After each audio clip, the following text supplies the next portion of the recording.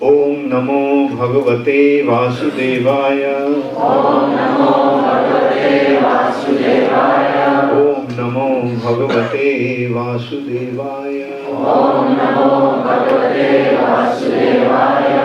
Om Namo Bhagavate Vasudevaya. Om Namo Bhagavate Vasudevaya. So when Krishna was a little boy, he was very naughty. Therefore another name of Krishna is Natkhat Kanhaiya. Even the word naughty has come from Sanskrit word, Natkhat.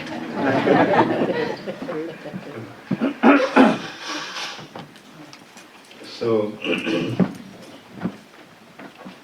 but he was not naughty for no rhyme or reason. There were reasons for him to be naughty. When he was not treated properly, he became upset. And then he did all kinds of things. Like one day, Krishna, he was, at that time he was about 5 years old. He came to Mother Jashoda. Mother Jashoda was churning the yogurt to make butter.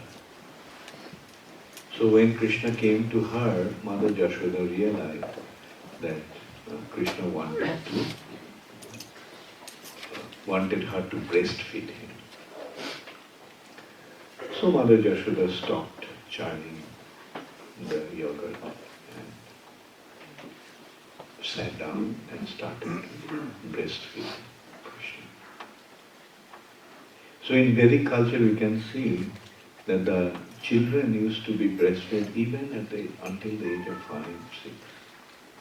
And it is a Vedic culture, understanding is that the more the affection that the children get, the stronger becomes their character. So in the Vedic culture, the mothers were advised to breastfeed the children as long as possible. And because this affection from the mother in the form of her breast milk builds the character of the child. So Krishna was drinking his mother's milk very contently. Then all of a sudden Mother Jashoda realized that the milk was boiling on fire. So she was afraid that it may spill over. So realizing that, remembering that, she just put Krishna off her lap and ran to attend the milk. Krishna didn't expect this kind of behavior from his mother. So for a while he was very upset, he cried. See how my mother treated me. But then he became angry. And I was drinking your milk. What is more important? Me drinking milk or take care of the milk on the fire? And that milk also was for me. Mother Jashoda used to hear complaints that Krishna goes and steals butter from other houses. So she used to wonder why Krishna would go and steal butter. Is there any dearth of butter in my house? Then probably she started to think that probably my butter is not tasty enough. That's why Krishna doesn't want my butter. So she decided to make the best butter in the world. She selected the best cow. She fed the cow with the best grass. And she collected the milk from that cow. And she thought that from that milk she'll make the yogurt, and from that yogurt she'll churn the butter. And that milk was boiling on the pot.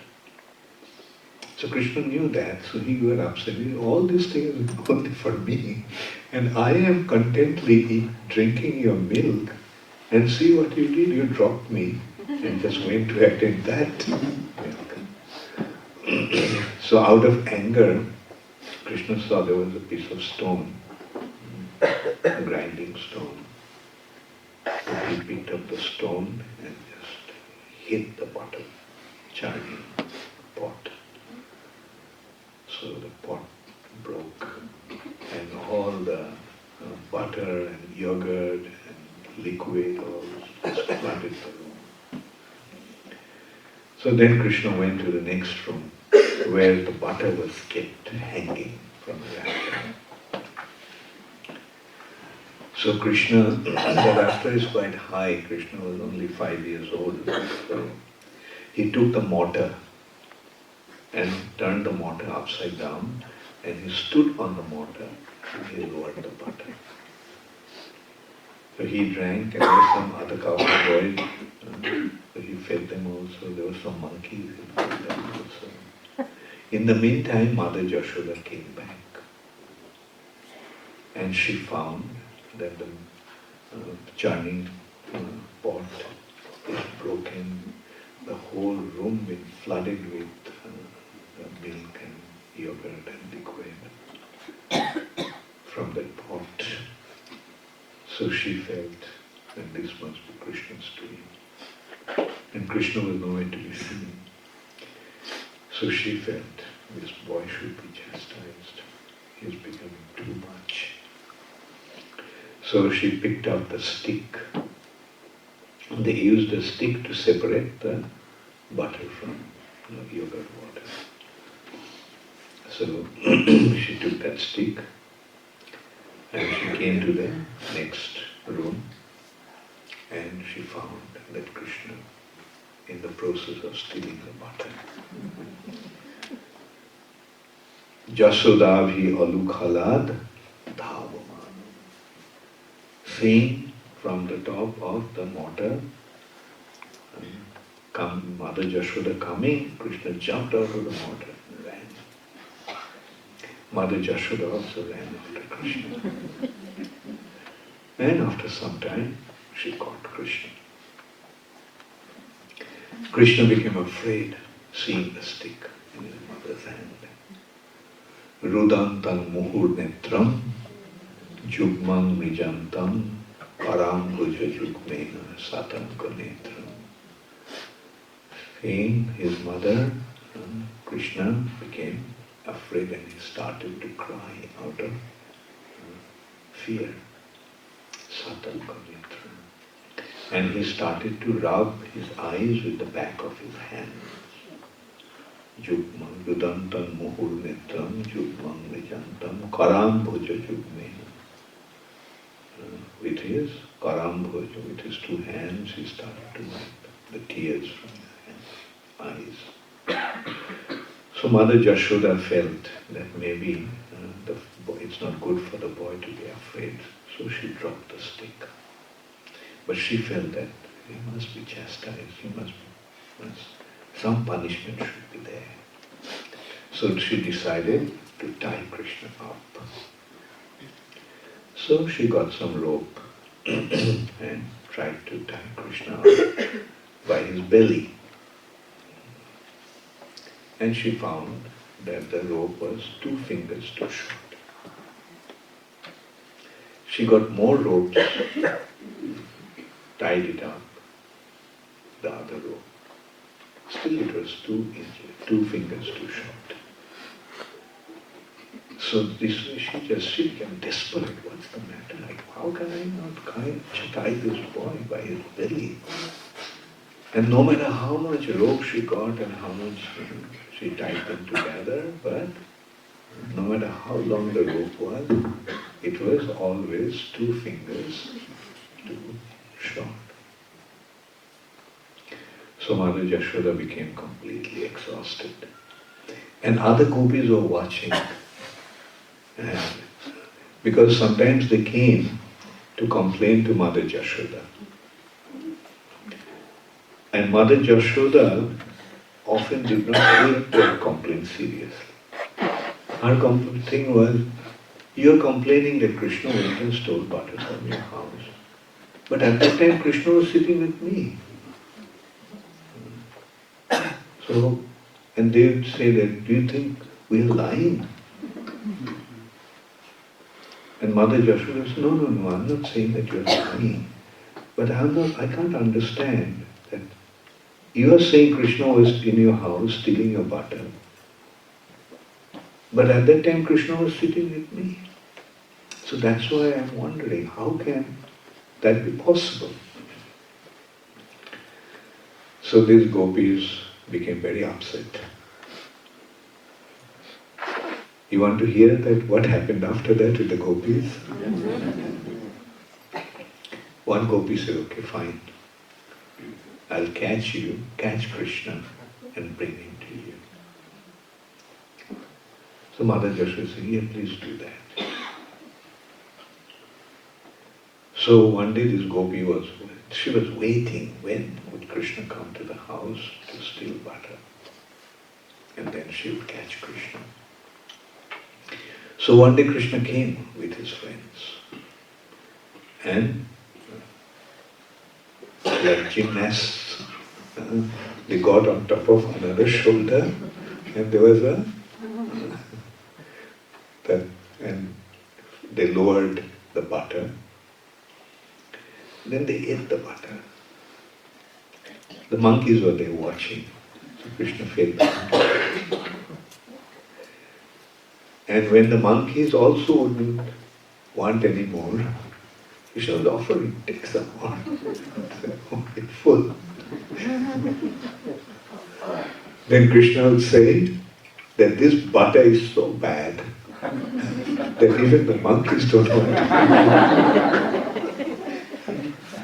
Saying that, Krishna would break the pot of butter. And then he would go and pinch the sleeping child of that gopi. And the child would wake up with a scream. Then Krishna would run out of the house with his friends. So this time as Krishna was about to run out of the house, the gopi was hiding behind the door. So she just came and caught Krishna. Say, come, now I'm going to take you to your mother and show you that I caught you red-handed. Krishna said, please don't take me to my mother. She'll beat me up. I promise I'll never come to your house this time, but let me go this time. Gopi said, no, she insulted me so badly, she was telling me a liar. Although she didn't directly say it, but she implied. So now that I caught you, I'm going to take you to your mother. So the gopi put Krishna on her back. And she was going to Mother Jashoda. And Krishna was appealing, please let me go, please let me go. The gopi didn't pay any heed. But then she brought Krishna to Mother Jashoda on her back and said, see, this time I caught him red-handed. And Mother Jashoda started to laugh. She said, I caught him red-handed and brought him to you, and you're laughing. Then Mother Jashoda said, look, who did you bring? She looked up and she saw that she was carrying her own son. She was embarrassed, completely embarrassed. She couldn't make out what's the matter. She could hear Krishna's voice ringing in her ears, please let me go, please let me go. I promise I'll never come to your house. If you take me to my mother will chastise me. And now she is seeing that she is carrying her own son. She couldn't understand what was happening. So she just completely embarrassed with her head drooping down in embarrassment, she walked back to she was walking back to her house. Then she heard Krishna's voice laughing. She looked up and she saw it was Krishna. She said, Krishna, you are such a...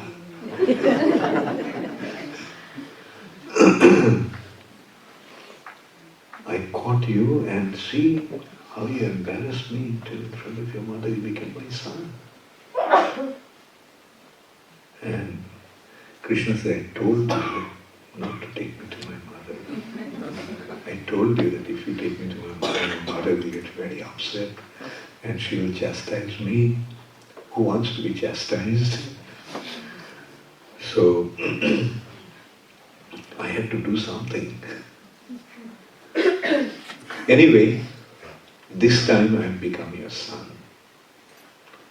Next time you catch me and take me to my mother, then I'll become your husband.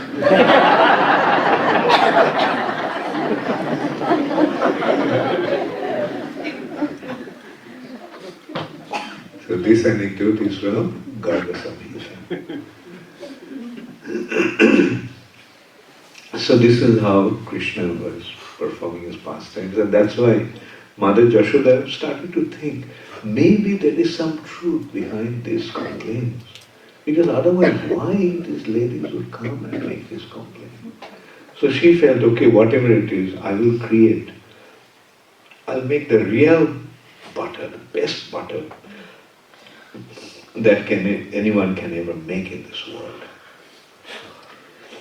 And so that's why she collected the milk and she was going to make the butter out of that. And now see what Krishna did. So Mother Yashoda decided to punish Krishna, to tie him up.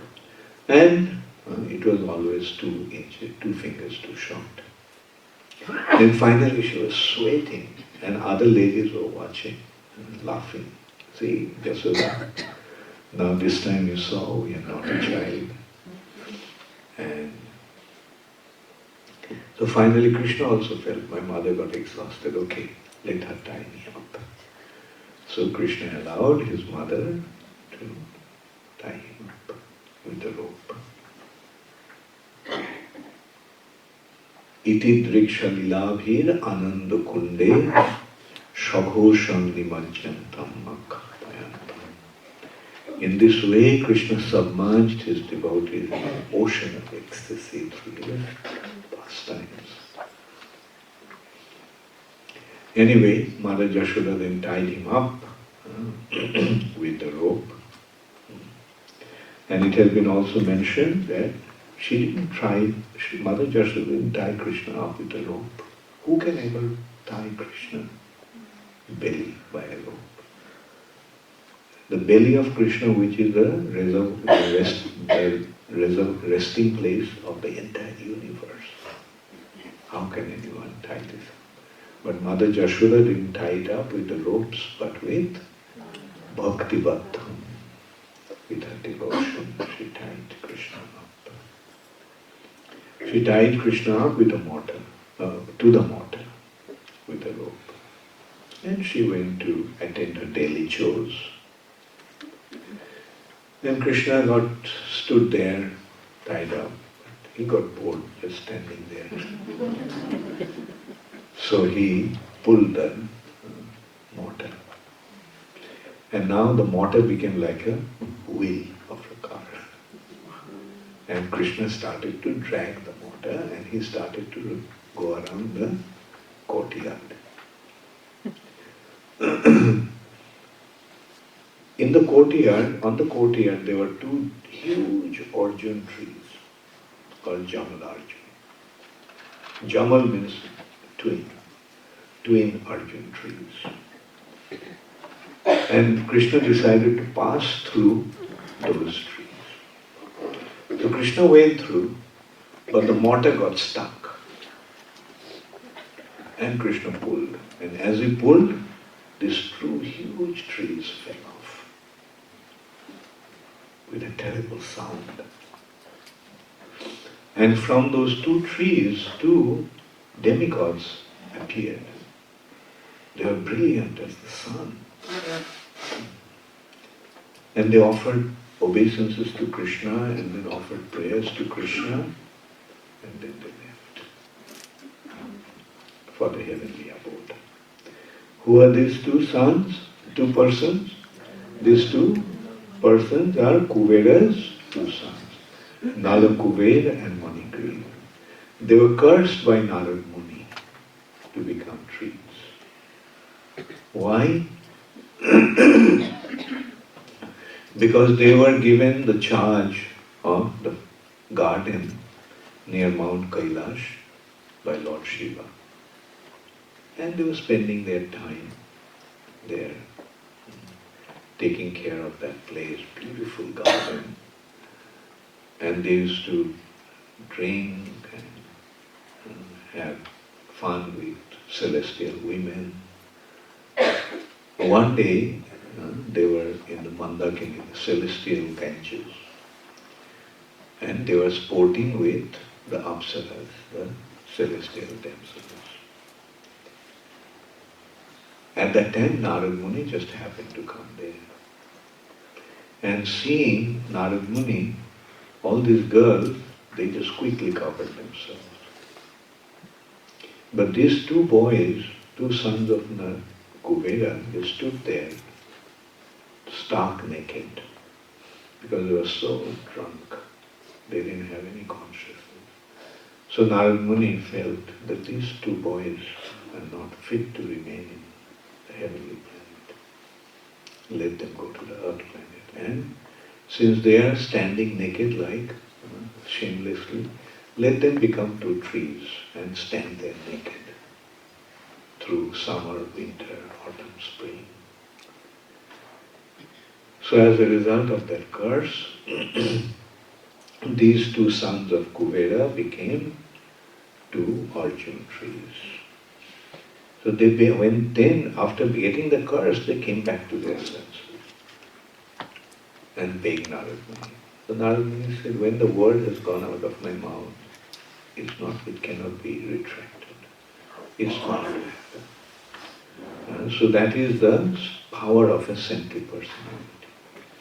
Whatever they say becomes true. So these two sons of Kuvera then they were appealing to Narad Muni. So please do something. So Narad Muni said, okay, after 1,000 years, the Supreme Personality of Godhead will come. When he comes, he will deliver you. So that is how Krishna actually fulfilled the words of Narad Muni and delivered Nala Kuvera Muni. So in the meantime, everyone hearing the sound in utter anxiety, they just came running.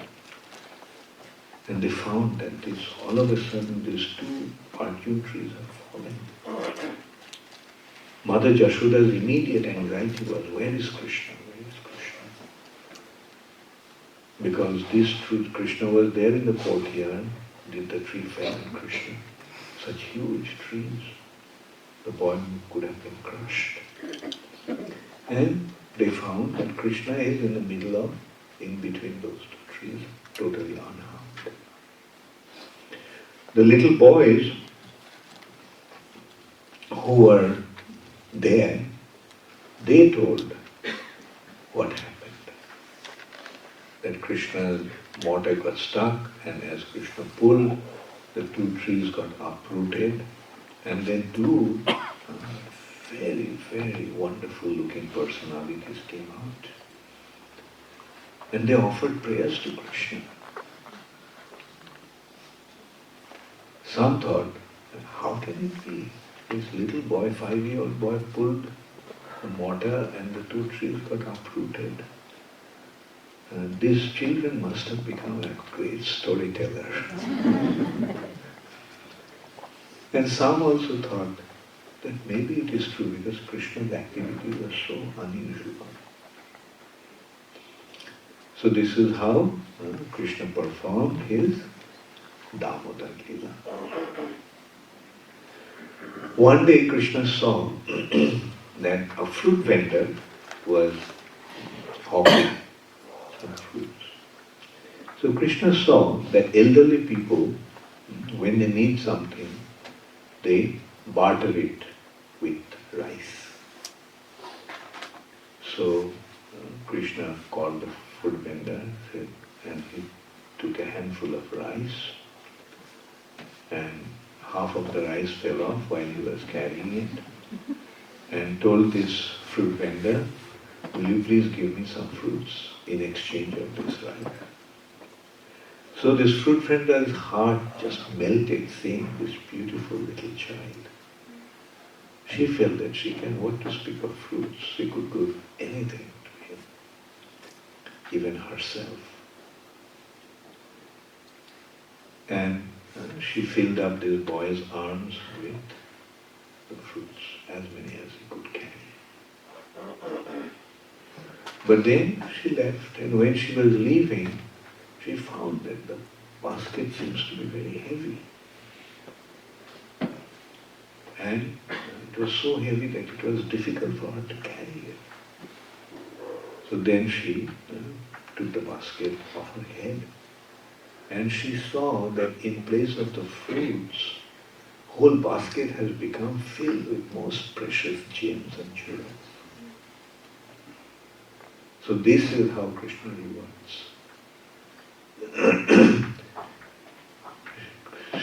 Krishna just took some fruits, and in return she got a basket full of jewels, priceless jewels. Each jewel was priceless. So what kind of wealth she got?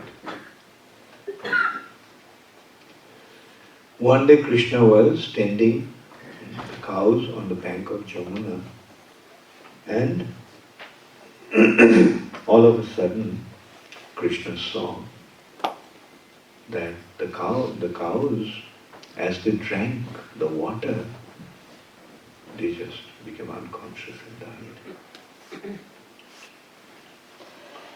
Then Krishna noticed that the birds flying above that river just are falling dead on the water. So Krishna wondered what happened, and then he realized that there's a terrible serpent called Kaliya, who actually is creating the whole river water to become poisonous. That the cows, after drinking that water, died. So Krishna said, something must be done. So Krishna tied up his cloth around his chadar around his waist. He climbed up one kadamba tree, and he jumped into the river from top of the tree. And then he started to sport in the water, splashing the water, swimming. So hearing that, the Kaliya serpent came out. And Kaliya attacked Krishna, started to bite him and then put him in his coil. And it looked like Krishna was dead in Kaliya's coil.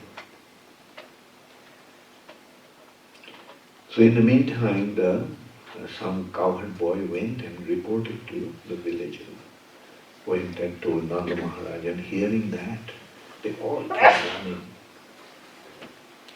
And seeing Krishna in that condition, in the coil of this huge serpent, they all were crying. Some, even Nanda Maharaj, even wanted to jump into the water to rescue Krishna.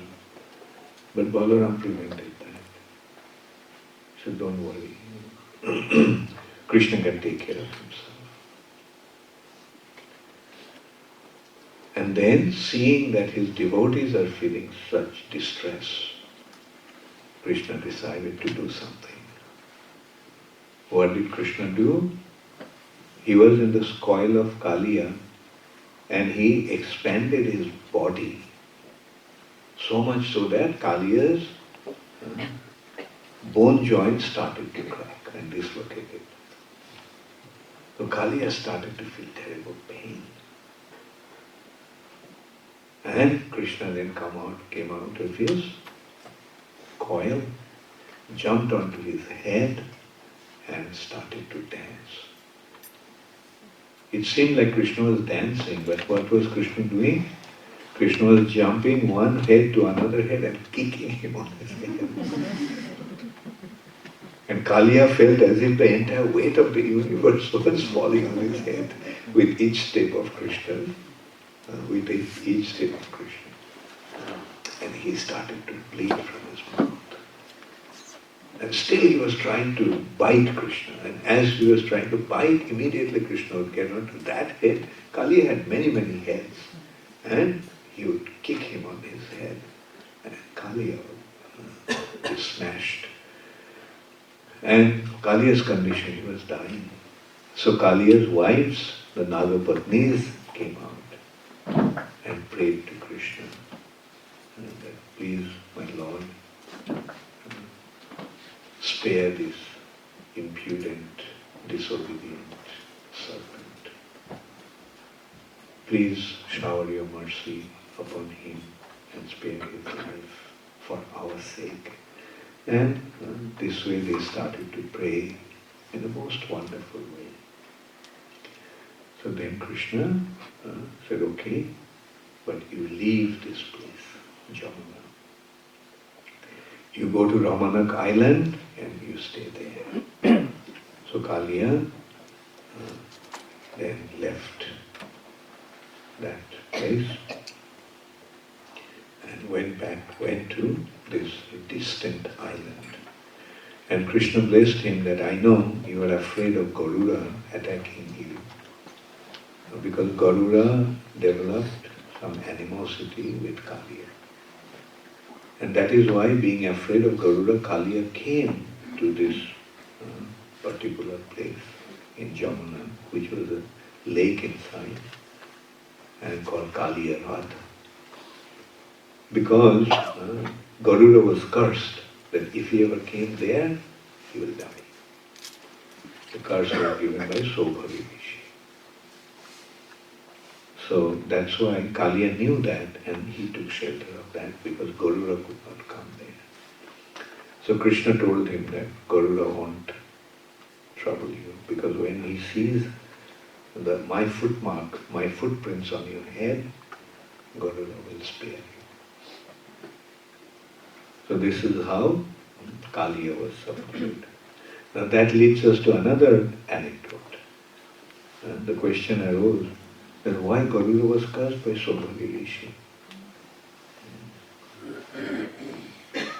So because Sobhari Rishi was meditating underwater. And Garuda would come there sometimes and he would eat the fish from there. So one day Garuda actually ate up the king of the fish. And the family of that king of the fish were crying. And Sobhari Rishi took pity upon them when they said that Garuda actually ate up their husband. Then Sobhari Rishi said, okay, from now on if Garuda comes here, then Garuda will die, I give him the curse. So this is how Sobhari Rishi tried to protect the fish and other aquatics in that area. But Sobhari Rishi actually committed an offense by cursing Garuda like that.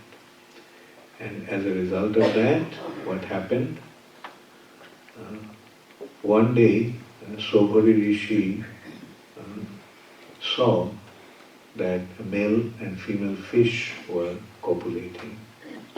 And just by seeing that, although he was meditating underwater for so many years, so many thousands of years, he developed sex desire.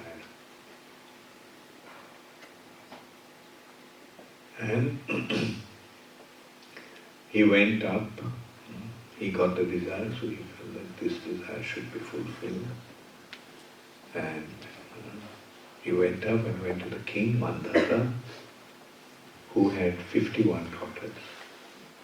And he got married to all these 51 daughters. So Mandata, when he went, Sobari Rishi went and told him that he wanted to get married. And he asked, you have so many daughters, will you please give me one daughter? So he saw, the king saw his body like staying underwater, performing such austerity, became so hideous. His skin shrunk and not shrunk, it kind of wrinkled, yeah. And body looked so, and he felt, my God, who is going to marry him? So he said, okay, you go inside my house, and whoever wants to marry you, she can marry you. I leave it up to those girls, whoever wants to marry. So Sobari Rishi could understand what actually happened. So, with his mystic power, he transformed himself into such a handsome boy, such a handsome young man, that when he went inside, all the girls wanted to marry him. And he fulfilled their desires. So this is what happened. So many years of austerities and penances just went in vain because of committing offense to Garuda.